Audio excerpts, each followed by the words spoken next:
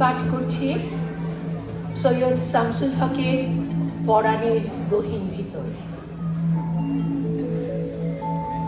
নদীর কিনারে গিয়া দেখি নাও নিয়া গেছে কেউ, অথচ এই তো বান্ধা ছিল সে বিকাল বেলা।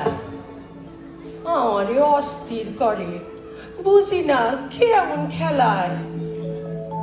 আমার ব্যাবাক নিয়া শান্তি নাই, পাশে পাশে ফেউ, পানির ভিতরে যেন ঘূর্ণি দিয়া খিলখিল হাসে যত চোর যুবতীরা।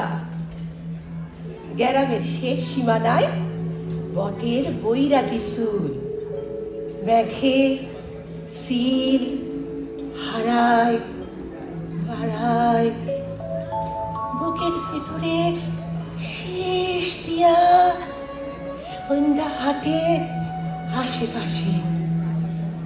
এখন কোথায় যায়, কোথায় যায়?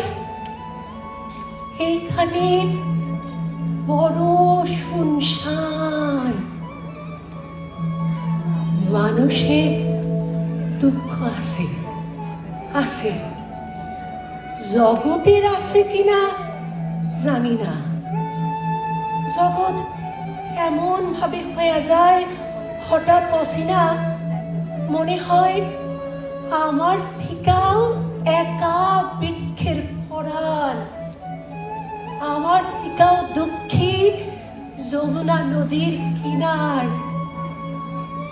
আমার তো গেছে এক, কত কোটি লক্ষ গেছে ধার। আমারে তলব দিও, দেখো যদি দুঃখের কাফন তোমারে পিন্ডায় কেউ অন্য খালে লইবার চায়। মানুষ কি জানে কেন মসরায় মানুষের মন? অহেতুক দুঃখ দিয়া কেউ কেন এত সুখ পায়? নদীর জীবন কই, সেই নদী জল্লাদের মতো শস্য বাড়ি জননী শিশুরে ডুবায়। সেধারে পরাণ কই, সেই ব্যক্তি বাইকের মতো আমার উঠানে কেন নিলামের ঢোলে বাড়ি দেয়? যে পারে উত্তর দিতে তার খোঁজে দিছিয়ে জীবন। এক হাত পাই নাই, জানা নাই কে খোঁজে। জামার ভিতর থেকে, জামার ভিতর থেকে, জামার ভিতর থেকে জাদু মন্ত্রে বাহার ডাহুক, চুলের ভিতর থেকে আকবর বাদশার মোহর। মানুষ বেকুব চুপ, হাটবারে সকলে দেখুক কেমন মোসর দিয়া টাকা নিয়া যায় বাজুকর। চোখের ভিতর থেকে সোহাগের পাখিরে উড়াও, বুকের ভিতর থেকে পীড়িতের পূর্ণিমার চাঁদ।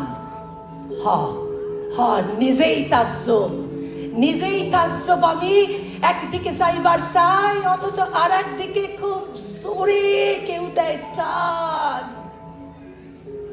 সে তোমার পাওয়ার এতটুকু পরোয়া করে না, খেলা যে দেখায় তার দেখনের ইচ্ছায় দেখায়। ডাকুক উড়াইয়া দিয়া তারপর আবার ধরে না, সোনার মোহর তার পরা থাকে পথের ধুলায়। এ বড় দারুণ বাজি, দারুণ বাজি। তারে কই বড় বাজি কর, যে তার রুমাল নাড়ে পরাণের গহীন ভিতর।